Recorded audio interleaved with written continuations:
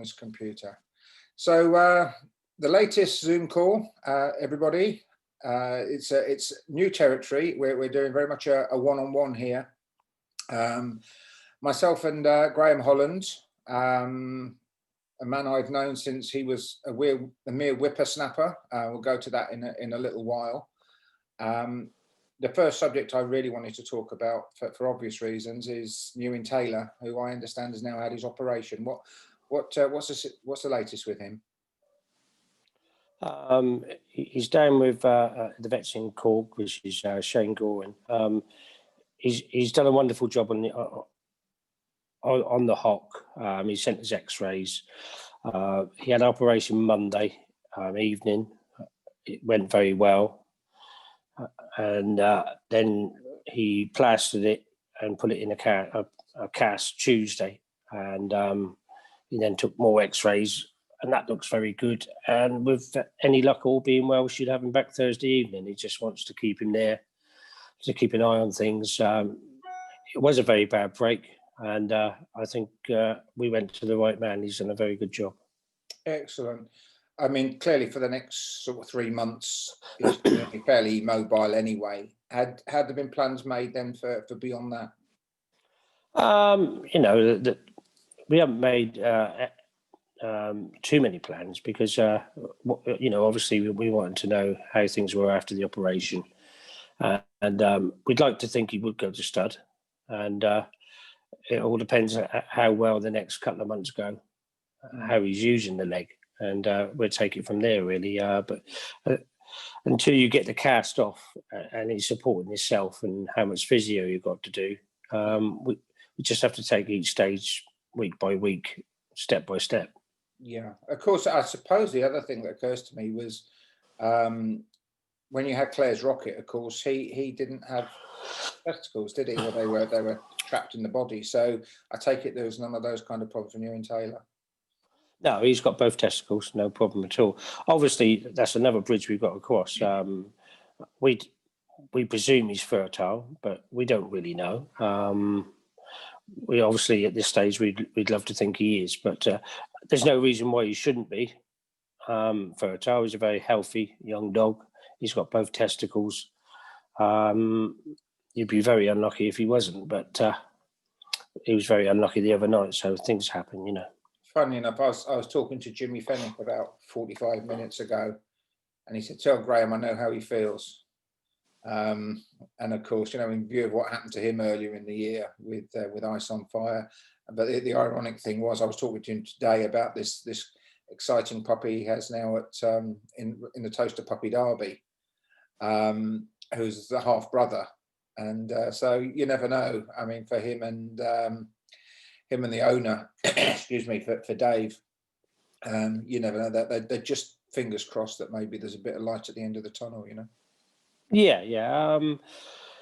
Like Newin Taylor was bred by Jim O'Donnell, and I know Simon Taylor's bought another pup. They think a lot of. He's called Newin TikTok. He's quite exciting as well. So perhaps we're going along the same paths. Hopefully, so. Is Newin TikTok with you yet, or is he still with the O'Donnells? He's still with Jim, but I'm probably going to get him in this week. But he's had a couple of schools, and he thinks he's one of the fastest pups he's ever had. So got a long way to go again now. Yeah, of course. Yeah, and the last thing you want to do is put any expectation on. And I gather from when we were speaking earlier, Bocco's had his first mating. Well, it's his second mating actually, because he mated Riverside Honey, a bitch of her own, 2 weeks ago. She's at Ballydill Honey and Kinloch Bray. She was a good staying bitch. I think she holds a track record. She holds it at Shelbourne and Romford for the marathon. Yeah, I remember her. So he's mated her, and there's a bitch called Bucko's Twirl. He's mated her, and he's given a second mating this evening. So fingers crossed. Excellent.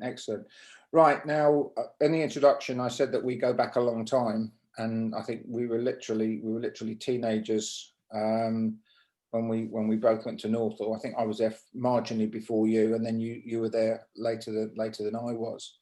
Um, it's looking back on it, it was an unmissable experience, wasn't it? I mean, if anybody that doesn't know Northall, it was a place where they had about 15 kennels, White City, Haringey, and I think Watford when we were there. Yeah, yeah. And, it was GRA owned, and it was somewhere the GRA had really tried to do everything properly as a proper resort for training dogs, all the facilities, the cookhouse, the gallops, staff quarters for, I don't know what, probably about 70, 80 people. When you look back now at your time at Northall, what are your memories of it? It's very regimented, very well run, but it did teach you the rudiments of how to look after a ground. You learn a lot from routine, grooming dogs, and like I did used to really enjoy going to the vets with Bruce Prohl and watching the operations. It was always fascinating to me. And Bruce was very good, although he could be a bit of a stickler to a certain extent. But if you were interested, he was always very keen to show you what he was doing and why he was doing it. And at that time, he was probably a bit of a pioneer of vets for greyhounds. And he's probably one of the top vets in the country. And there was a hospital there. It showed you the right way to do things. Like they had their own cookhouse. Dogs were groomed every day. We probably had about 12 to 14 dogs each just to look after. We walked them, we groomed them, and it gave you a good grounding on how to look after a dog, how to train a dog. Yeah, I mean, when I sort of try to explain to people now, excuse me, it was strictly limited. I mean, I think in the kennel I was in, I think there were 22 kennels, of which there were probably only ever 21. I think one was kept for hay or something like straw, whatever it was, paper. And then there were invariably the odd empty kennel anyway. So the most you were going to be looking after was sort of 14 dogs, wasn't it? Yeah. We used to have a spare range. Randy did have a spare range down below that some lame dogs might go down. They're a bit quieter down there. Yeah. Down the bottom. And there was a lot of walking involved. You used to walk everything. And there wasn't too many letting dogs out in paddocks. We used to walk them and empty them out on the lead 6 at a time. Yeah. I mean, again, I remember until then, I'd never poulticed a dog, never put either a hot or a cold poultice on a dog.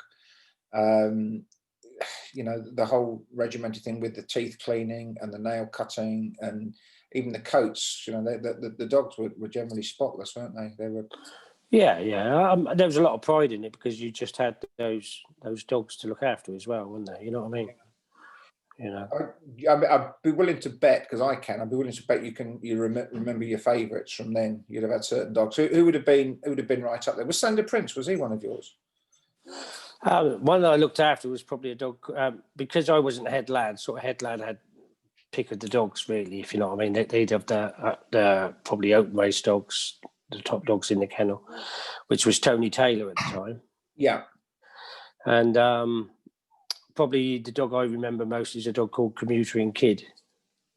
Yeah. He was a good A1 dog. There's a little story that goes along with him. They always used to run an A1 competition during the derby, and the final would be run on Derby night. Yeah. And I remember that the fellow who owned him was he was probably a Greek Cypriot, Benny, who's called, and he used to buy his bring us in T-shirts with Commuter Kid writ on. Yeah. He'd do the clothes and things like that. And he used to come on the Sunday, and he said, "If my dog win the final, I give you a big brown envelope." Yeah. So quite young and naive at the time, I'd rubbing his dog down and going around the park trying to see anything to keep the dog, sharpen him up a bit and things like that, and doing as much as I could. And as it turned out, the dog won the final, and I thought, oh, this is good. Benny's going to be in Sunday. Give me a big brown envelope. And Sunday come, Benny didn't turn up. The dog won Derby night. and he come the week after, and normally in those days, you probably, if you got 50 pence or a pound, you were chuffed with, if you know what I mean, because I think first wage was about 16, 17 pound, was it? Would have been, yeah. And if you got 50 pence, oh, that's not too bad, like, he gave me a fiver. He said, sorry, he said, the dog won, and I got all excited. I got drunk, and I spent all my money. He said. So Graham never got the big brand envelope. And I remember running around the Cheapside because you weren't allowed to bet, and I bet him on the toties in trap one, and something like 4-1. And so I had me pound on at 4-1. So I was delighted with myself anyway. That was Derby night. There were so many rules, but I don't think we sort of really obeyed any of them. Fortunately, at that stage, I think we could see the best of what GRA used to be in terms of how hard they tried to be professional and do the job properly. But it wasn't so regimented. I mean, I seem to remember there would have been a time before we were there where even like the corridors for the separating the male and the female rooms that would have been policed at one stage, but at least they'd gone as well before we arrived there. So yeah. It was a learning curve, wasn't it? It certainly was. The discos were good and things like that, and you go up to Potter's Bar maybe on a Sunday evening and go to a disco and things like that. Tony Taylor used to run. He used to be called Reggie Taylor. Tony Taylor. I remember it well. Yeah. And he used to run the discos there, didn't he? Yeah, because he was, when I first joined Costa, he was head lad there, and he and Tommy fell out, and he ended up as your head lad. So did he? Yeah, I didn't know that. Yeah. He used to run the discos, and Reggie Taylor. He'd have the corner big double room because he'd been there a long time, hadn't he, Tony? Yeah. And I only ever ate chocolate, as I recall. I do hope these anybody from Hove is around. We'll ask him all about it. Yeah. But and the girl I used to work with, Gail, Blodwin, they used to call her, because we all had nicknames, didn't we? Yeah. You used to be one of your friends, didn't you? Yeah. An ex-girlfriend. No, not really. Not very briefly, as I recall. But right. Moving swiftly on. Yeah. I think the other thing that we kind of remember is that we also got to see sort of Wembley when it was still the place. It was still a magnificent stadium, wasn't it, in those days, before it eventually closed, and it had gone downhill before it closed. Yeah, there's also Haringey. Haringey was still there. Watford was just about there when I was there. That went. But no, they were great tracks, and it's a shame the glory days couldn't carry on, isn't it? I never got to go to, I think, would it be Clapton or something? That was closed. That was gone before I was there as well. And there was also the Biggin Hill kennels, wasn't it, for Catford and things like that, wasn't there? Yeah, I visited there because, again, I think Tony started out when he was at Catford training there. I think Seamus Cahill was there at one stage as well, wasn't he? Yeah. I never actually went there to see what the kennels were like, but I presume it was sort of run similar to Norfolk. Yeah, and of course, again, in the Wimbledon kennels, which are still just about in a form, still going. I can remember going there with my parents when Nora McElstrom first took over from my dad, and he had dogs. My dad had dogs with her and with Phil Rees and whatever. We could go on talking. We haven't things like Aldershot and our flapping days, and you working for Gordon Holt, and me working as a schoolboy at 12, 13, waiting for Phil Potter, who I think Phil was just around the corner.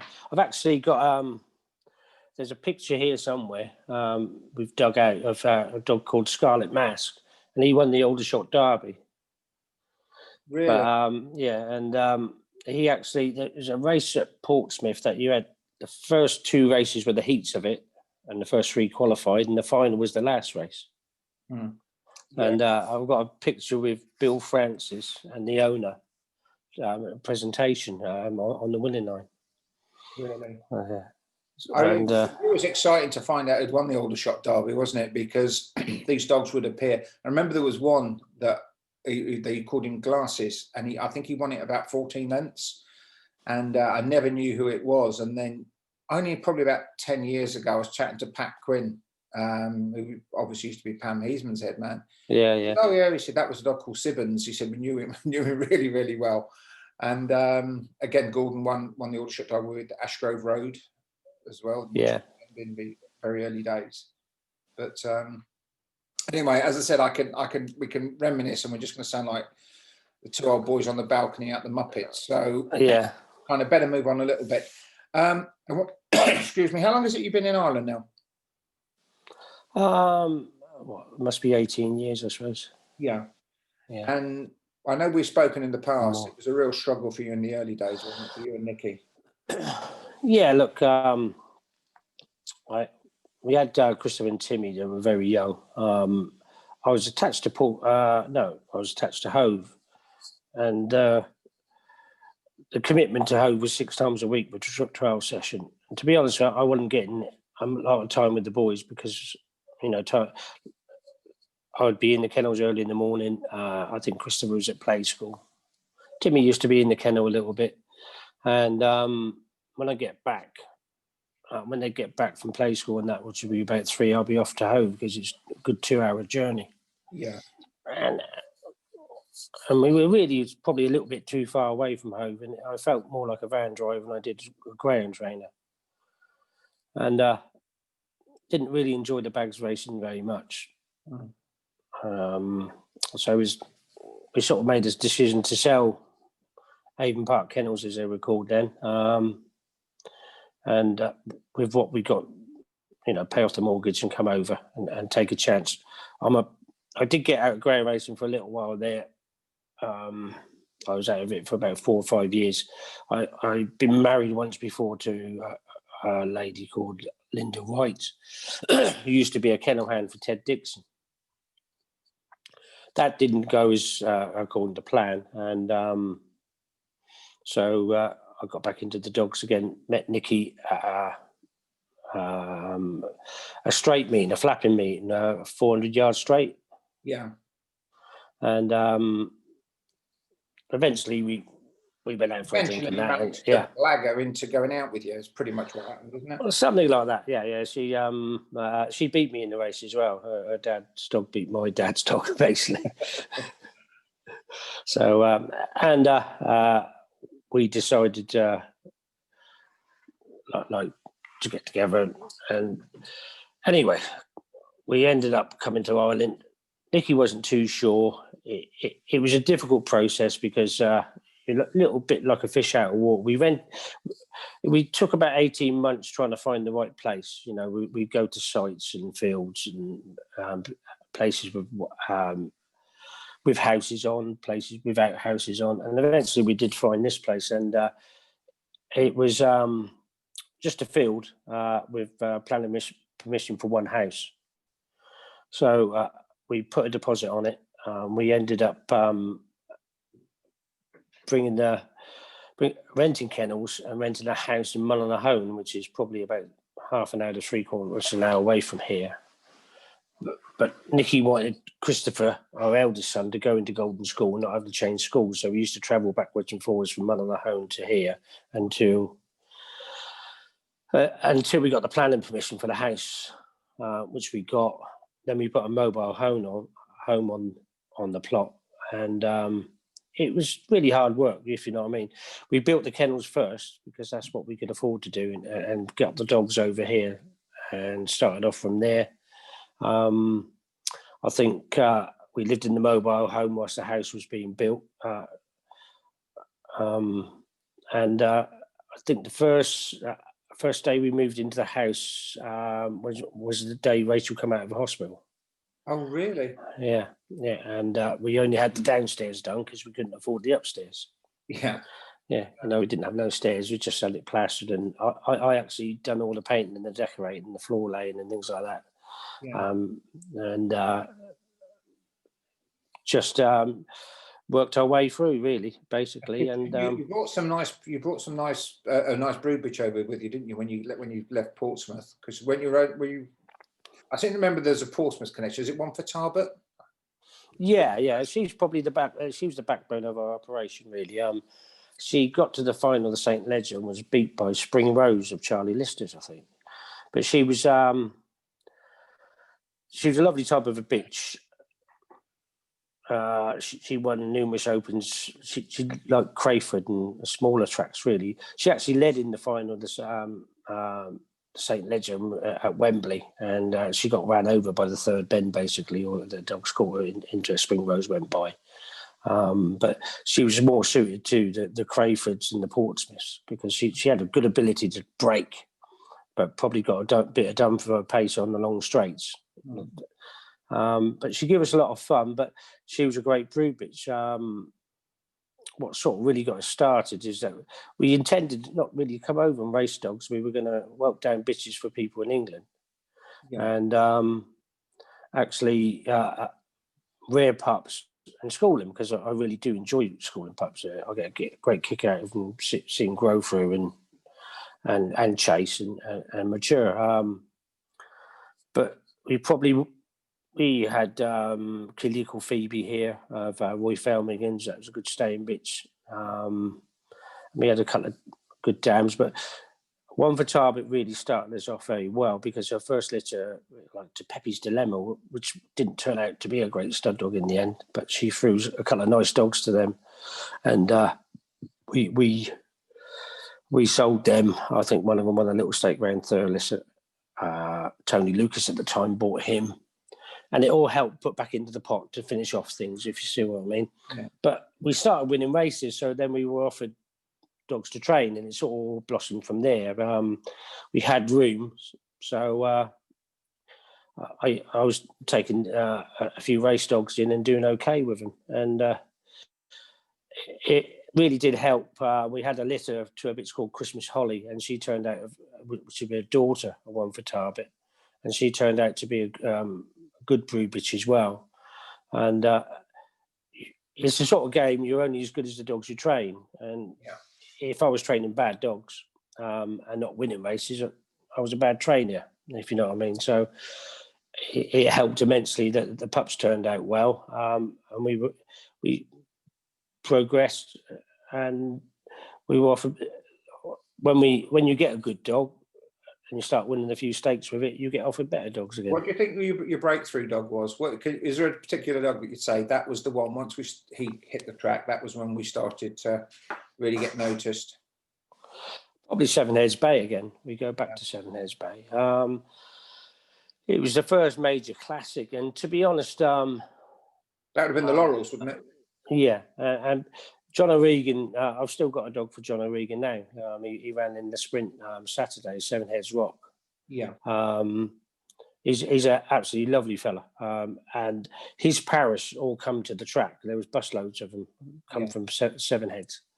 And the track was packed. And he was well drawn in trap one, and they're great to support the locals at Cork, if you know what I mean. So a lot of people had interest in him. I think he was 5-1 to start with, so he was well backed, and there was a massive crowd there, and the roar that went up when he hit the front, and went on to win the race was it was like a derby in itself. So I think I've seen the picture. One like about 3,000 people at the presentation or something. It was something. Yeah, they actually, it was like a pitch invasion. It was, and to actually get off the track, I was worried that they were going to trample all over the dog. You know what I mean? Yeah. Because they were coming up the ramp off the last bend, and Rachel was very small then, and to be honest, she actually got frightened by it all. She got upset. She was sort of crying in her mum's eyes because all these people were rushing. You know, like it was like a stampede,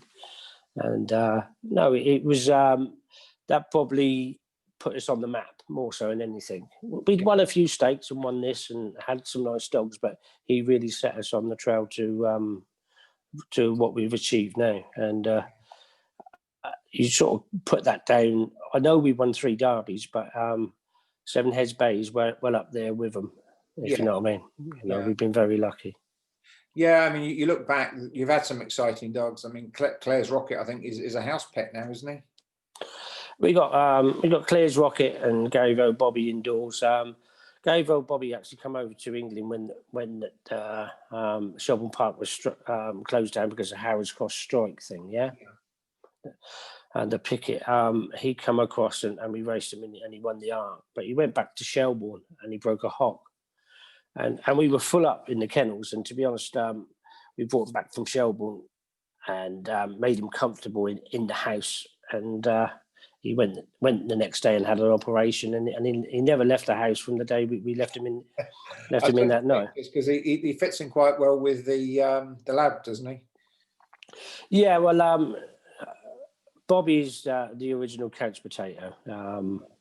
If you open the back door and it's raining, he'd turn around and, no, I'm not doing that. And he'd walk back in again. Claire's Rocket's got a bit like it. Claire's Rocket he's a very active dog. He was probably the fastest dog I've trained all round.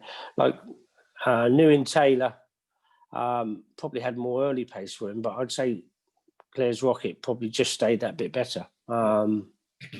To break 28 seconds around Clonmel 3 times in a row, I don't think I'll ever have another dog that could do that.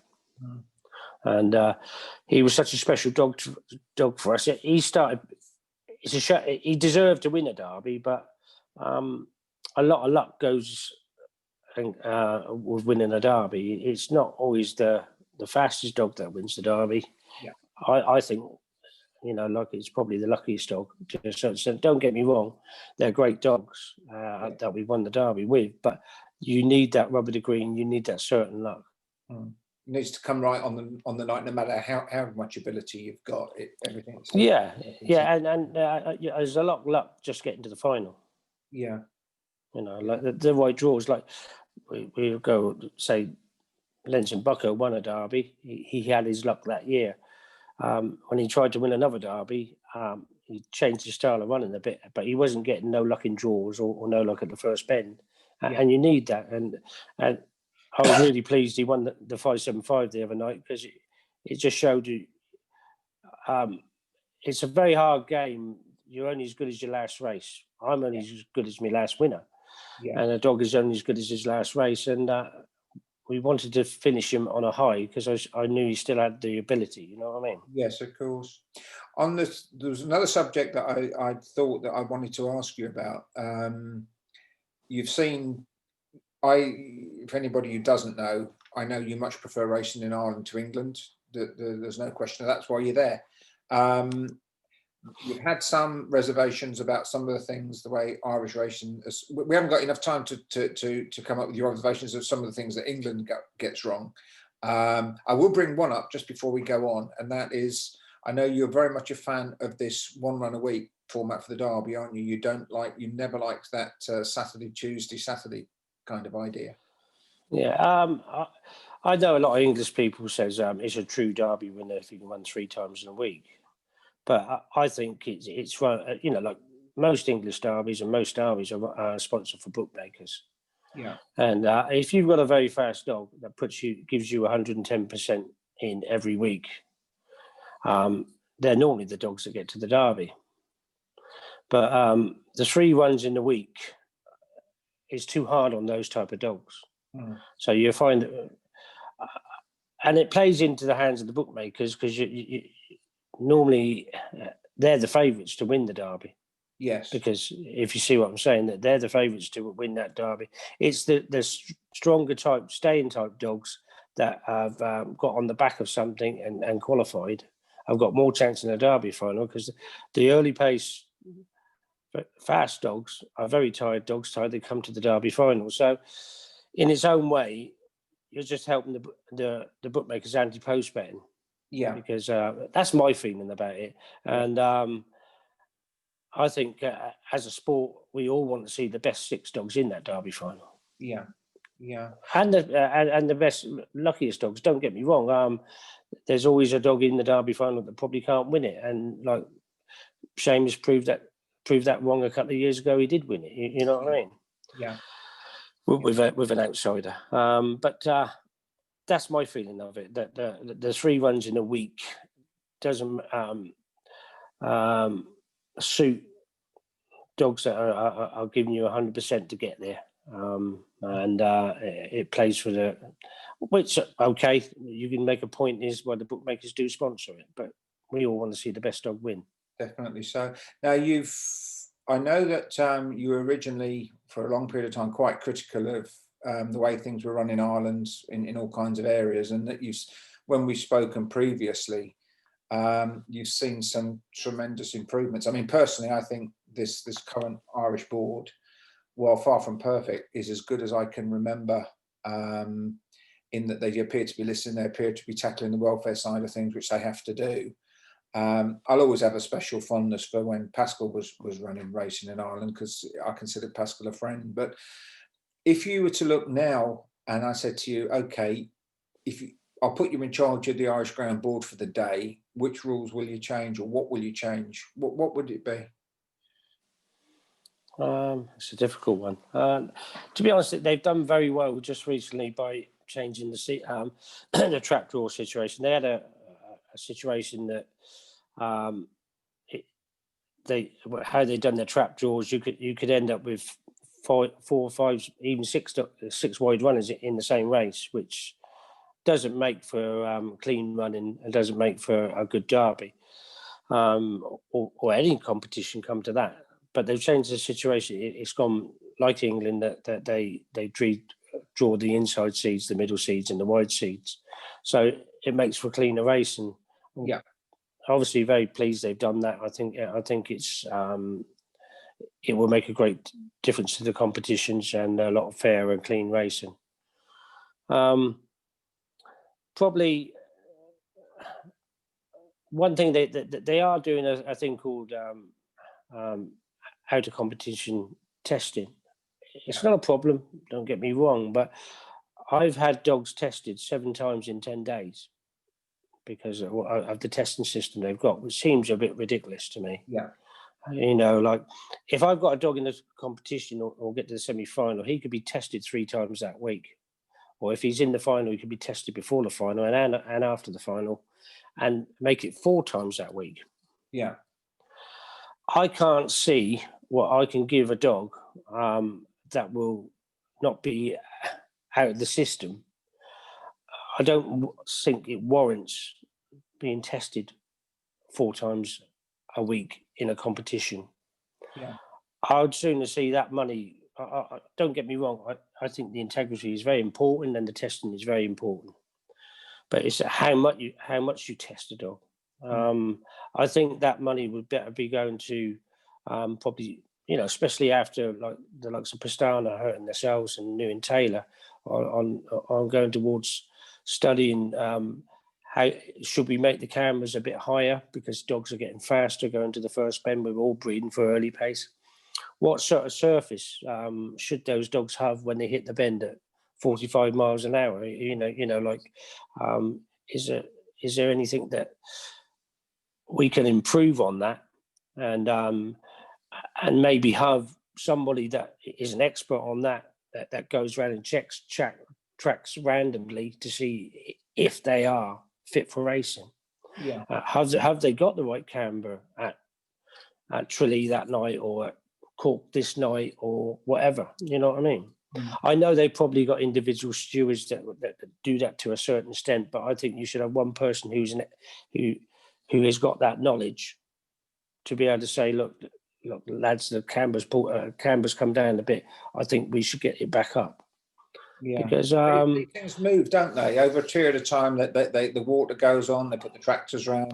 Over a period of time, you see them shift, and I think it happened at Nottingham for last year. I think that they definitely lost some of their camber at the bend, and I think they did the best to address it. But it is inevitable with a substance like sand that you will get changes. It's going to move, yeah, and you know, like there should be a bit more thought put into it, or a study of some sort.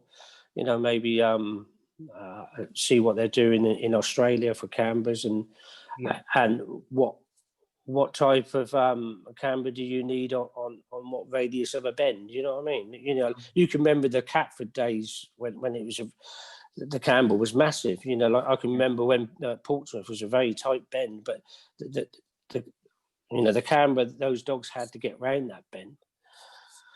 I think that I'd sooner see some of that money channeled into that for the safety of the dogs on the track. Yeah, Don't get me. I still think you have to have the testing, and if they want to do random testing into track competition, into competitions. And the other thing they've just started to do, which they didn't really discuss, is that take blood samples from the dogs that are knocked out in the semi-finals. Mm. Now, I can't see why they don't take it from all 6 dogs, and not just the 3 dogs that are knocked out. Yeah. If they're going to take blood samples, they should take it from them all, because those dogs that they say, well, they're not going to run in the final next week, I've just taken some blood out of them, but they could well run in the consolation if there is a consolation of that final. I think if you're going to do something like that, it should be a level playing field for everybody. Yeah.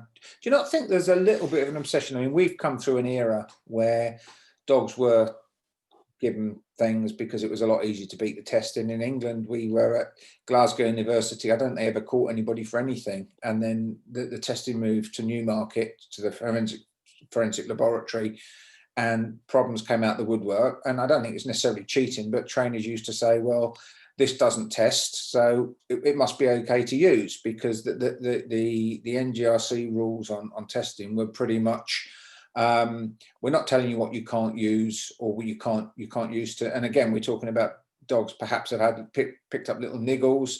They want you to appear in the final, but if anything appears in the swab, then obviously they don't like it. Do you not think that in general, though, the doping as or assistance, as we would have known as kids, doesn't appear anywhere near to the level that it used to? Oh, massively so. You know, like they do random testing at every meeting for a graded card. You know, there's 2 or 3 dogs tested every meeting on graded cards. It's quite a good deterrent on itself, if you know what I mean, because especially if you're making a living at it, you're a professional trainer or such, because as you can see, with in the past, with so-called positives we've had, with the social media of today, the keyboard warriors, that they can rip you asunder and tell the world what they think you have done or what you think you may have done, Yeah. and get away with it, basically. So it's not a thing that nobody really. I think we've moved on from those that playing field as such, and there isn't the gambling market there for most graded races to be able to pull a job off with drugs and do this with drugs and that and one thing and another, because the bet market isn't strong enough, because the crowds aren't there, and you wouldn't be, to make it worthwhile, you wouldn't be able to get the money on anyway. You know what I mean? No. Like you have your 100 quid on at freaking 5 to 2, and why are you taking the risk, and you're running for 350 euros anyway? So Yeah. what's the point? You know what I mean?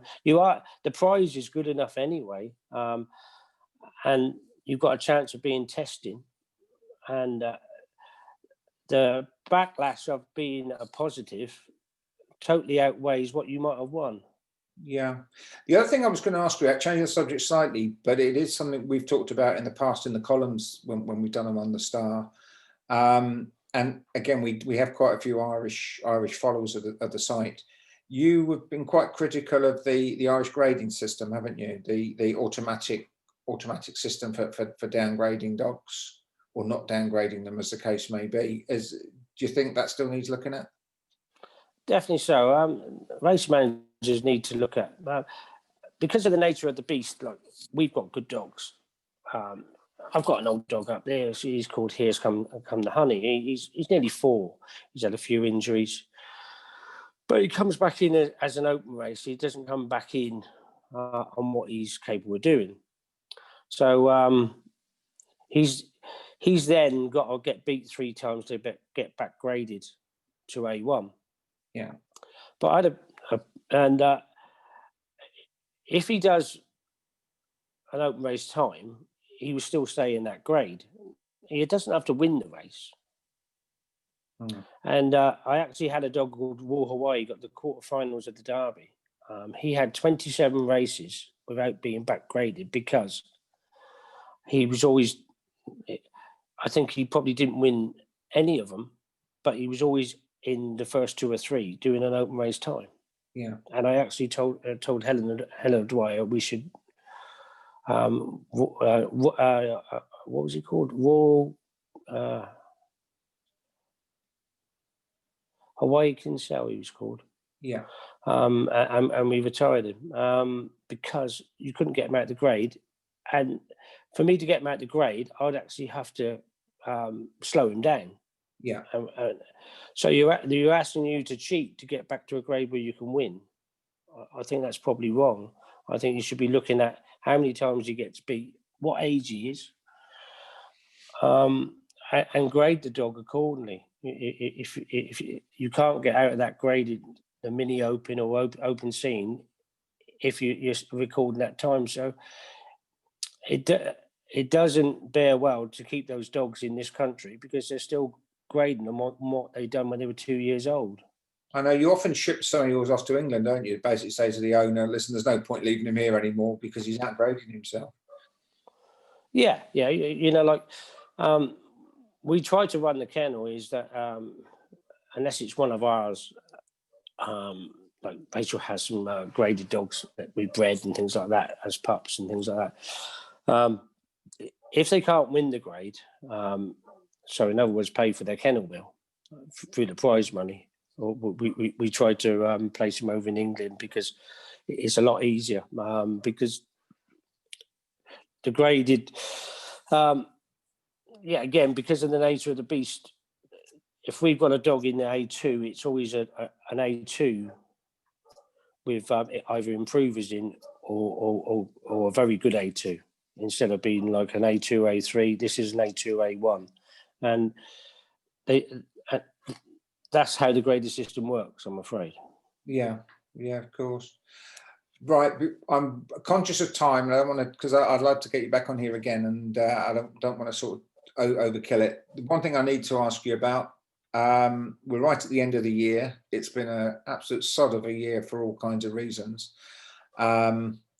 Thankfully, you know, you've won another Irish Derby, but looking ahead, 2021. Talk to me about some of your exciting young dogs. Tell me you've got some. We've got a couple of nice dogs here. Look, I never get too excited because they've got a lot of hurdles to cross yet. There is a nice dog, I think, we've recently, a native Maestro. He looks quite a good prospect. Other than that, like, I always feel that we've been very lucky to stay at the top of as long as we have, and probably, and every year I get this feeling, where am I going to find the next New Inn Taylor from? Where I'm going to find the next Lenson Bucko or whatever, and you're sort of searching for them. I probably haven't got the quality at the moment of pups that we've had in the past, so I'm not sure where they're going to come from, but we've been lucky enough to turn them up in the past, so hopefully they will. Yeah. I'm sure if there was an unraised stake at Clonmel, you'd suddenly appear with one. Fingers crossed. Fingers crossed. Well, it's good to see you looking so well. Obviously, that weight that you'd have lost when Nicky wasn't looking after you, it's glad to see you managed to put back on. No, Rachel done a good job of keeping it back on me anyway. Mate, thank you so much for today. I'll let you disappear. I think we've probably been the guts of, well, 3/4 an hour at least. And I've thoroughly enjoyed it. And hopefully we can do it again some other time. Okay, Floyd. Cheers, mate. Thank you. Cheers. Bye-bye.